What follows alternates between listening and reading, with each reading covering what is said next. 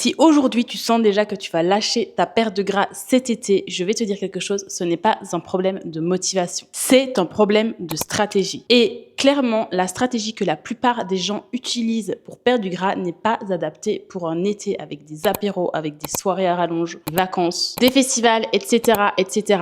Et un miroir qui soudainement te montre un reflet que tu n'apprécies pas. Dans cette vidéo, je te donne 7 conseils basés sur des mécanismes psychologiques et physiologiques pour que cet été soit la première fois où tu n'abandonnes pas ta perte de gras. Alors, il y a une raison très simple pour laquelle en juin, c'est le début de la fin de ton objectif que tu as démarré en mars ou en avril. Et je te rassure, ce n'est pas parce que soudainement tu deviens paresseux ou paresseuse. C'est tout simplement le fait que tout ce qui rendait ta routine plus simple en hiver, un sommeil régulier, beaucoup moins de tentation sociale, une routine plus stable, tout ça, ça disparaît d'un coup. C'est-à-dire que tu as plus de sorties, plus de décisions à prendre en société, plus d'écarts à gérer, et puis aussi plus d'exposition à ton propre corps, à ton propre reflet, donc avec des tenues légères, en bikini, etc., etc. Ce qu'il faut que tu comprennes, c'est que la perte de gras ne devient pas plus difficile parce que tu es moins motivé. Elle devient plus difficile parce que ton environnement change radicalement, alors que la stratégie, elle, ne s'adapte pas. Et c'est d'ailleurs ce que j'observe chez une grande majorité de mes clientes qui ont des festivals tous les week-ends, qui partent en vacances plusieurs fois, qui ont une vie sociale tellement élevée qu'elles ont des événements toutes les semaines. Mais crois-moi, ce n'est pas ça qui les empêche de continuer leur objectif de perte de gras. Ce qu'il faut, c'est avoir une stratégie à laquelle tu peux revenir à chaque fois que ces événements sont terminés. Et c'est exactement ce qu'on va corriger dans cette vidéo et ce qu'on va voir conseil après conseil. Conseil numéro 1, le piège du tout ou rien. Alors, le scénario classique, c'est toi, tout simplement, qui manges un peu plus que prévu pendant ton dîner entre amis et du coup, le lendemain matin, ce que tu dis, c'est que bon, de toute façon, pour aujourd'hui, c'est raté, donc on remettra ça à demain. Et souvent, ce demain devient la semaine prochaine et cette semaine prochaine devient après les vacances. Il faut que tu saches qu'il y a un phénomène psychologique, un mécanisme psychologique très documenté qui explique ça. Donc en fait, dès que tu vas percevoir un écart comme une violation de ton plan, ton cerveau bascule en mode tant qu'à faire, autant continuer. Tu sais, c'est un peu comme quand tu tâches un vêtement ou quand tu tâches un cahier et que du coup soudainement en fait tu t'en fiches si tu le tâches un peu plus, tant qu'à faire, c'est pas grave, il est déjà taché. C'est exactement la même chose pour ta perte de gras. Le problème, ce n'est pas l'écart en lui-même, le problème, c'est la règle du tout ou rien, la règle du foutu pour foutu, la règle du soit je fais tout parfaitement, soit c'est mort. Et c'est ce mécanisme, ce mindset, cette façon de penser qui va transformer une petite déviation au plan en finalement un abandon total de ton objectif. Alors que concrètement, je te le dis, si ton plan ne prévoit aucune marge d'erreur pour un dîner entre amis, pour un événement, un apéro ou une glace en vacances, ce n'est pas ton manque de discipline qui va te faire échouer. Et pour ça, la solution est simple. Ce que tu vas faire concrètement, c'est que dès maintenant, tu vas te poser la question, te demander ce que représente un écart normal pour toi. Pour que cet écart normal dans ta semaine ne devienne pas une exception finalement dont tu as honte parce que tu n'étais pas censé le faire ou une exception dont tu culpabilises. Ce que je conseille généralement, surtout dans des périodes avec beaucoup plus de tentations comme en été,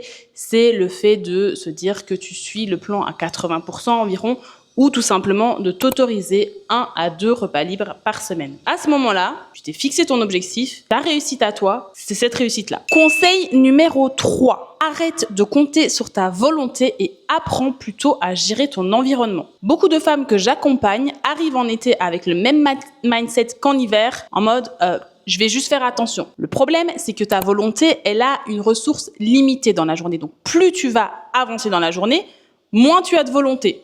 C'est un fait, c'est réel, c'est comme ça. Et en plus de ça, comme je l'ai déjà dit précédemment, l'été multiplie ces tentations où tu vas devoir choisir entre une salade et des frites plus un burger au restaurant, refuser un deuxième verre ou encore décider de bouger malgré la chaleur dehors. Pour ce conseil, il faut que tu sois absolument consciente d'une chose, c'est que ton cerveau ne fonctionne pas de manière optimale quand tu lui demandes de décider sur le moment même encore et encore. Ce qui par contre fonctionne beaucoup mieux, c'est le fait de retirer cette décision en amont. Par exemple, au lieu de te dire ce soir je vais au restaurant, je vais essayer de bien manger et de ne pas abuser, ce que tu vas faire, c'est chez toi, tu vas aller sur le site, regarder la carte en ligne et à tête reposée, tu vas faire le choix qui est le mieux pour toi. Comme ça, quand tu arrives au restaurant, tu n'as aucune décision à prendre, tu ne regardes même pas la carte, tu sais exactement ce que tu vas prendre. Et tu te retires le fait de devoir décider sur le moment où les tentations sont beaucoup plus fortes. Un autre exemple qui, je pense, te sera utile pour cet été, c'est par exemple, lors d'un barbecue chez des amis, ce que tu vas faire, c'est que tu vas proposer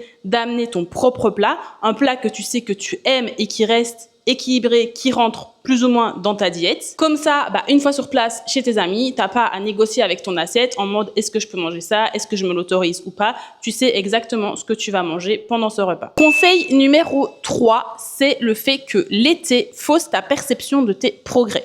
Bon, celui-ci, c'est peut-être le conseil le plus contre-intuitif de tous les conseils que je vais te dire. Pourquoi? Tout simplement parce que l'été, c'est censé être la saison où justement on voit enfin les résultats. Finalement, c'est celle où on se sent le plus souvent en échec. Pourquoi? Tout simplement parce que soudainement, on est exposé à son propre reflet en maillot de bain, à son propre reflet en tenue légère, mais aussi et surtout, on est exposé au corps des autres, que ça soit sur les réseaux ou que ça soit à la plage. Et on est bien plus exposé à tout ça en été plutôt qu'en hiver où tout le monde est couvert de pulls, etc. Malheureusement, il faut que tu te dises une chose, c'est que ton cerveau évalue tes propres progrès en se comparant à ce qu'il voit autour de lui et non pas seulement par rapport à ton propre point de départ. C'est d'ailleurs ce qu'on appelle un biais de comparaison sociale. Et ce biais de comparaison sociale, c'est un concept qui est très ancien mais aussi très puissant. Parce qu'en soi, ta progression réelle, elle est bien présente, elle ne change pas. Mais par contre, la perception que tu as de cette progression va être influencé par tout ce que tu vois sur ton fil d'actualité sur les réseaux sociaux et tous les corps que tu vois défiler à la plage. Et d'ailleurs, pour la petite anecdote, ça m'arrive à moi aussi, à l'heure d'aujourd'hui, je me compare toujours. Par exemple, l'année dernière, lorsque j'ai fait mes compétitions, lorsque j'étais chez moi, que je faisais mes bilans, etc., j'étais fière de ma shape, fière de mon physique parce que je n'avais jamais amené un physique aussi sec et aussi musclé. Mais par contre, dès que j'étais sur les réseaux en train de scroller ou tout simplement en backstage lors de mes compétitions, je me trouvais nulle. Pourquoi ? Tout simplement parce que je ne voyais que ce que je n'avais pas, que ce que les autres avaient en plus de moi, et non pas tout ce que moi, j'avais réussi à avoir depuis ma dernière compétition l'année d'avant. Donc tout ça pour te dire que finalement, tout le monde se compare. La solution ici, elle est simple. Ce que tu vas faire, c'est que tu vas mesurer tes progrès avec des indicateurs qui ne dépendent pas de ce que tu vois. Comme je le fais avec mes clientes, ce que tu vas faire, c'est que tu vas prendre des photos de toi, toujours au même endroit, avec la même luminosité, la même heure, toujours à jeun de préférence et avec un vêtement de référence, un bikini, des sous-vêtements de référence. Donc ça, c'est la première chose pour pouvoir avoir un point de comparaison qui n'est pas dépendant de facteurs externes. Une autre question aussi simple que tu peux te poser, c'est tout simplement, est-ce que mes habitudes à l'heure d'aujourd'hui sont meilleures que mes habitudes il y a 1 ou 2 mois? Parce que tout simplement, si c'est le cas, c'est déjà une progression. Parce que clairement, je te le dis, si ta seule jauge de comparaison, c'est comment je me sens en comparaison avec tout ce que je vois sur les réseaux ou à la plage, ma belle, tu te bases sur l'indicateur le moins fiable et en plus de ça, tu risques d'abandonner beaucoup plus facilement. Conseil numéro 4, ta motivation va baisser et c'est totalement ok. Comme je viens de le dire, ta motivation au cours de l'été va diminuer, c'est sûr et certain. Malheureusement, c'est un fait qu'on oublie beaucoup trop souvent. La motivation n'est jamais censée durer. Lorsque tu vas te lancer dans un objectif, dans un projet ou autre, ta motivation, elle sera au plus haut. Pourquoi? Parce que c'est la nouveauté, c'est une décision que tu viens de prendre, une décision fraîchement prise. Il y a de l'excitation, etc., etc. Mais petit à petit, cette motivation, elle va diminuer. Peu importe à quel point ta décision au début était sincère et puissante, elle va diminuer. Ce n'est pas non plus un défaut de caractère, c'est tout simplement une courbe biologique normale que tout le monde traverse lorsqu'on se lance dans un nouvel objectif ou dans un nouveau projet. Le problème, c'est que du coup, on interprète souvent cette baisse de motivation comme un signal d'alarme en mode je suis en train de tout perdre. Alors qu'en réalité, il faudrait plutôt voir cette baisse de motivation comme une étape attendue parce qu'on sait que ça va arriver et au moment où ça arrive, savoir que c'est normal, prendre du recul et relativiser. Parce que sinon, si tu ne fais pas ça, c'est à ce moment-là, généralement quelques semaines avant le début du nouvel objectif, du nouveau projet, que la plupart des gens abandonnent. Alors que c'est justement le moment où tu dois venir t'appuyer sur des habitudes automatiques, des choses, des systèmes de nouveau que tu as mis en place, plutôt que de t'appuyer sur ton envie du jour. Ici, la solution à ce problème, c'est de venir mettre en place des routines, des systèmes, des habitudes qui vont être automatiques et qui ne vont plus te demander aucune décision à prendre. Par exemple, pour tes repas, ce que tu vas faire, c'est décider un jour sur la semaine, que ça soit le dimanche, le lundi, le mercredi, peu importe, où tu vas préparer tous tes repas pour la semaine ou tous tes repas de midi, j'en sais rien, si le soir ce n'est pas un problème, pour la semaine, toujours le même jour, à la même heure, sans même y réfléchir. Il faut vraiment que tu te mettes en tête que plus une action devient automatique, moins elle va dépendre de ton humeur du jour. Alors le conseil numéro 5, c'est le sommeil. L'été, souvent, on dort moins. Pourquoi? Tout simplement parce que les journées sont plus longues, parce qu'il y a beaucoup de soirées, parce qu'il fait chaud, parce qu'il y a les vacances qui décalent tes horaires. Et le sommeil, c'est le facteur probablement le plus sous-estimé dans l'abandon d'un objectif de perte de gras. Ici, de nouveau, c'est un mécanisme physiologique. Quand tu manques de sommeil,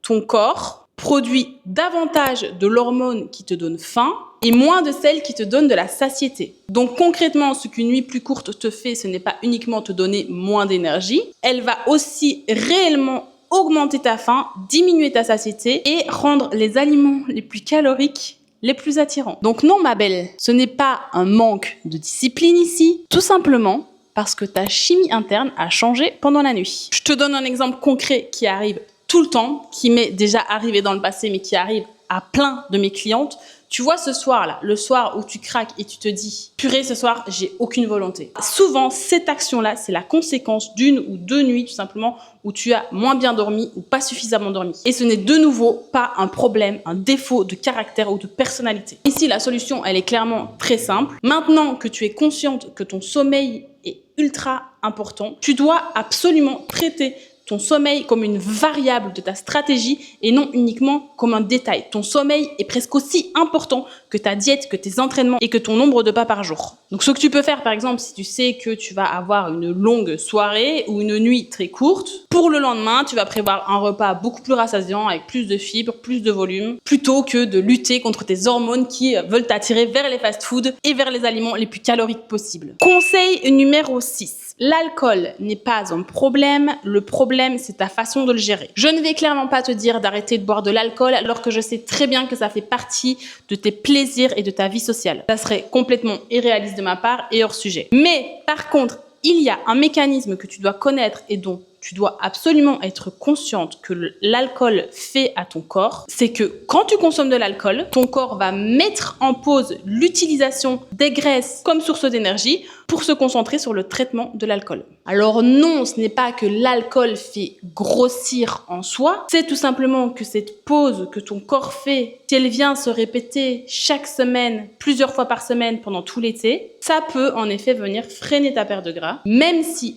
à côté de ça, tu manges correctement. L'autre effet, parce qu'il y en a un deuxième, moins connu de l'alcool, mais tout aussi important, c'est que l'alcool réduit ta capacité à résister au fast-food et au grignotage. Ici, de nouveau, ce n'est pas réellement un manque de volonté, mais c'est parce que physiologiquement, l'alcool vient agir sur les zones de ton cerveau qui gèrent l'inhibition. Ce sont les zones de ton cerveau qui, en temps normal, vont t'empêcher de faire des choses que tu ne peux pas faire. Alors ici, la solution, comme je te l'ai dit, je ne vais pas te dire zéro alcool parce que ça serait un peu irréaliste. Mais par contre, ce que je vais te demander de faire, c'est de choisir les moments où tu vas t'autoriser à boire de l'alcool. Par exemple, un verre d'alcool lors d'un dîner que tu avais vraiment envie de savourer avec des amis, ça va peser beaucoup moins sur la balance et sur la durée que 3 apéros impulsifs que tu as décidé de prendre sur la semaine parce que tu as tes copains qui sont venus te dire bonjour. La réelle question que tu dois te poser, ce n'est pas est-ce que je bois ou est-ce que je ne bois pas, c'est plutôt quand est-ce que je m'autorise de boire un peu d'alcool. Le 7e conseil, le dernier conseil, mais probablement le plus important, c'est le retour au plan. Pourquoi? Tout simplement parce que ce n'est généralement pas l'écart en lui-même qui va ruiner tes objectifs, c'est plutôt l'absence de retour au plan après cet écart qui va faire que petit à petit tu vas t'éloigner de ton objectif. Si tu ne décides pas à l'avance ce que tu fais après avoir fait un écart ou le lendemain d'un excès, ton cerveau a tendance à interpréter cet excès comme un signe en fait que toute ta semaine est compromise. Alors que clairement un seul repas ou une soirée ne représente statistiquement presque rien par rapport à tout ton été. Donc la solution ici, ce que je vais te demander de faire, c'est tout simplement de décider maintenant, à froid, ce que tu vas faire comme geste de retour après avoir fait un écart. Le mieux, par exemple, c'est tout simplement de te dire que, ok, tu fais ton écart, mais après ton écart, tu reprends ton plan exactement pareil. Tu viens pas chercher à te punir ou à rattraper tes calories en faisant du cardio, etc., etc. Et en fait, le simple fait d'avoir déjà la réponse et de ne pas devoir décider après un écart ou le lendemain d'un excès ce que tu dois faire, ça va t'éviter de devoir prendre une décision dans un moment où tu es déjà en train de culpabiliser et qui est clairement le moins bon moment, le pire moment pour prendre une décision. Pourquoi? Tout simplement parce que soit tu vas aller dans une extrême et te dire foutu pour foutu, au point où j'en suis, autant continuer là-dedans. Soit tu vas aller dans l'autre extrême et tu vas te punir et faire du cardio à gogo ou te restreindre au niveau de l'alimentation. Et c'est clairement pas ce que je te demande. Bon, maintenant, il est temps de faire une petite conclusion sur tous les points que je viens d'aborder. Et si tu réécoutes les 7 points que je viens de te dire, tu remarqueras qu'aucun de ces points ne te demande de trouver plus de volonté ou plus de motivation. Aucun de ces points ne te demande non plus de te forcer davantage, mais tous ces points te disent plutôt que le problème, l'immense majorité du temps, n'est pas un manque de motivation, c'est le fait que tu as une stratégie qui est pensée et adaptée pour une vie sans imprévu et que tu essayes d'appliquer telle quelle à une vie remplie d'imprévus. Donc cet été, fais-moi le plaisir et fais les choses différemment. Cet été, ton objectif n'est pas de devenir plus discipliné que tout le monde autour de toi. Cet été, ton objectif, c'est de construire une approche suffisamment flexible pour survivre et t'autoriser à un dîner, un voyage ou à une mauvaise nuit sans venir remettre tout en question tout le temps. On arrive sur la fin de cette vidéo. J'aimerais que tu me dises en commentaire lequel de ces 7 conseils t'a le plus parlé ou tout simplement lequel de ces 7 conseils tu vis le plus difficilement chaque été. Et si tu veux un plan concret pour structurer ton alimentation sans tomber dans le tout ou rien, j'ai un guide gratuit qui s'appelle Taille fine et fessiers bombés qui se trouve dans la description juste en dessous. Le lien est dans la description juste en dessous, donc je te laisse le télécharger. Et je te demande de t'abonner à ma chaîne si tu as aimé cette vidéo ou si elle t'a aidé, car je poste une vidéo chaque semaine sur la perte de gras et sur la prise de muscle. Et je te dis à la prochaine pour une nouvelle vidéo. Ciao!